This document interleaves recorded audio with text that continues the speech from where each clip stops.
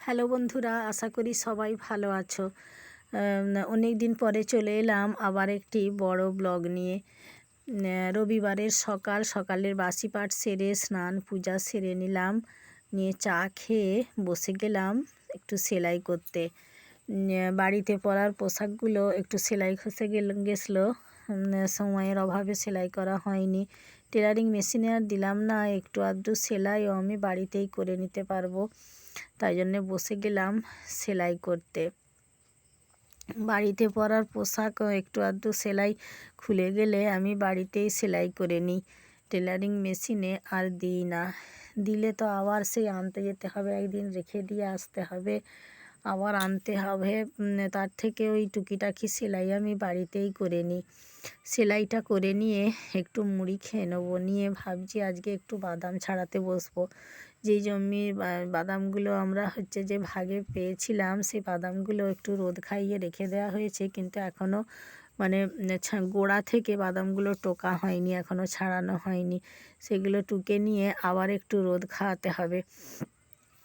রবিবার ছাড়া এইসব বাড়তি কাজগুলোর এতটুকু সময় পাওয়া যায় না। অন্য দিনে ছুটি থাকলে তবুও টিউশন পড়ানোর ঝামেলা থাকে বা চাপ থাকে, যার জন্য হয়ে ওঠে না। আর রবিবারে আমি টিউশনটা সহসা রাখি না, বিশেষ কোনো অসুবিধে হয়ে গেলে তখন টিউশনটা রবিবারে যাই, না হলে আমি একটু ফাঁকা রাখারই চেষ্টা করি, যাতে এই বাড়তি কাজগুলো করে নিতে পারি। আর রবিবারে তো কত কাজ জমে যায়, সারা সপ্তাহের কাজ যেন মনে হয় রবিবারে জমা হয়ে থাকে, শেষ আর হয় না। তো দেখো, সেলাইটা সেরে নিয়ে মুড়ি খেয়ে নিলাম আমরা দুজনে। আমার হাজব্যান্ডের জন্য অপেক্ষা করছিলাম, বাসনগুলো রেখে দিলাম, এখন আর ধুলাম না, ধুয়ে বসে গেলাম বাদাম ছাড়াতে। আজকে সিদ্ধান্ত নিয়েছি অনেক বাদাম ছাড়াবো, একটু জেদ নিয়েছি, অন্তত একটা বস্তার হাফ বস্তা বাদাম আজকে আমি ছাড়াবই।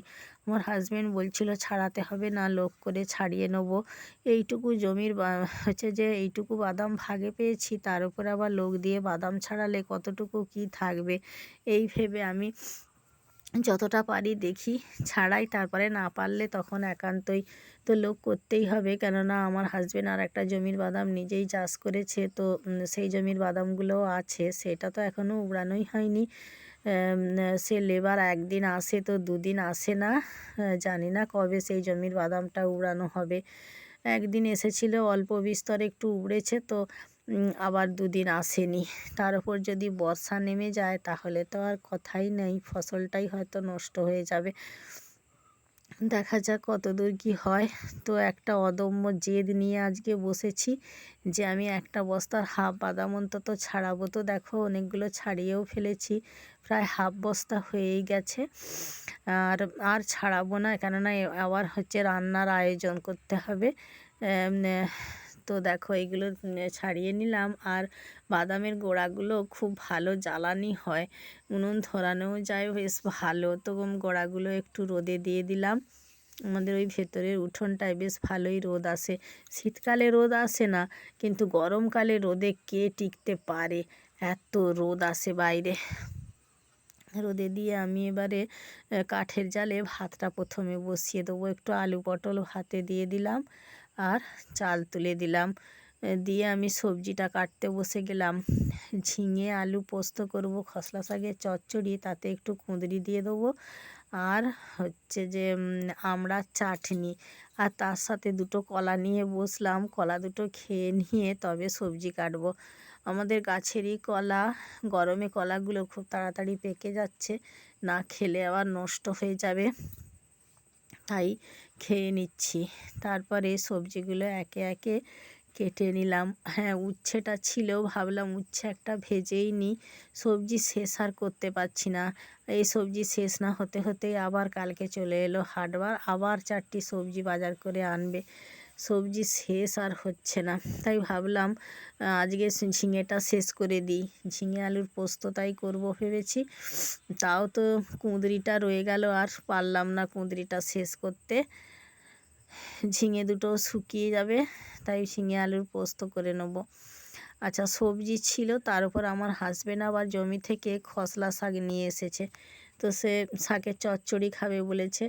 তাই বেগুন আর ওই চচ্চড়িতে অল্প একটু কুঁদরি দিয়ে দেবো, দিয়ে খসলা শাকের চচ্চড়ি করব। আমার হাজব্যান্ড সবজি খেতে খুব ভালোবাসে। তো একে একে আমি সবজিগুলো কেটে নিচ্ছি। সবজি কাটতে কাটতে আমার কাঠের জালে ভাতও হয়ে যাবে, তাই আজকে সবজিগুলো সব কাঠের জালেই করে গ্যাসেই করে নেবো, আজকে আর কাঠের জালে করব না। আর মাছ তো আগের দিনের ভাজা আছে, সেটা বরং কাঠের জালে বাটনাটা দিয়ে নেবো। তো দেখো সবজি কাটা আমার কমপ্লিট হয়ে গেল। আর এপাশে হচ্ছে যে ভাতও হয়ে এসেছে। গ্যাসে আমি প্রথমে আমড়ার চাটনিটা করে নিচ্ছি। আর রাত্রে ধোয়া ভাতের চাল নিয়ে নিয়েছি একবারে। আমি যেদিনই ধোয়া ভাত করি বেশিরভাগ দিনই বৃষ্টি হয়, জানি না আজকে আবার বৃষ্টি হবে কি না। তো আমড়ার চাটনি করে নিয়ে উচ্ছে ভেজে নিচ্ছি, তারপরে করে নেব চচ্চড়ি। দুপুরে রান্না সেরে দেখো আমার হাজব্যান্ডও স্নান সেরে পুজো করে নিয়েছে, বসে গেলাম খেতে। আজকের ব্লগটা